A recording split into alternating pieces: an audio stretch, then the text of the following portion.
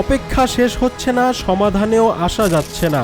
তাই বাংলাদেশের বিশ্বকাপ ভেন্যু কোনটি এখনো নিশ্চিত হচ্ছে না।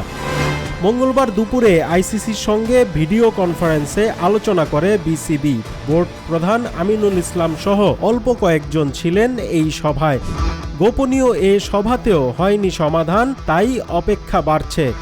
মঙ্গলবারের সভায় বিসিবিকে আবারও সিদ্ধান্ত পুনর্বিবেচনা করার অনুরোধ জানায় আইসিসি। কারণ টুর্নামেন্টের সূচি হয়ে গেছে, এত অল্প সময়ে তা পরিবর্তন করা কঠিন। কিন্তু বিসিবি সাফ জানিয়ে দিয়েছে, ভারতে না খেলার সিদ্ধান্ত থেকে সরে আসার কোনো সুযোগ নেই। তাই সমাধানে আসতে পারেনি দুই পক্ষ। সিদ্ধান্ত হয়েছে আরও সংলাপ প্রয়োজন।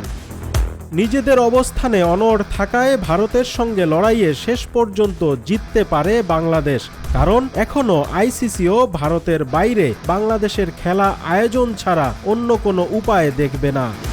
আর যদি ক্রিকেটের নিয়ন্ত্রক সংস্থা শক্ত কোনো সিদ্ধান্ত নেয়, তবে বাংলাদেশের বিশ্বকাপে খেলা হচ্ছে না। মঙ্গলবার বিসিবি ও আইসিসি দুই পক্ষের আলোচনার পর বিষয়টি এমন অবস্থানেই আটকে আছে।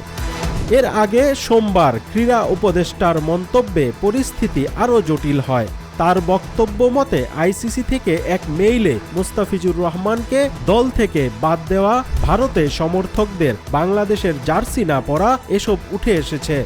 কিন্তু তা ছিল আইসিসির একটা জরিপের মতো বিষয়।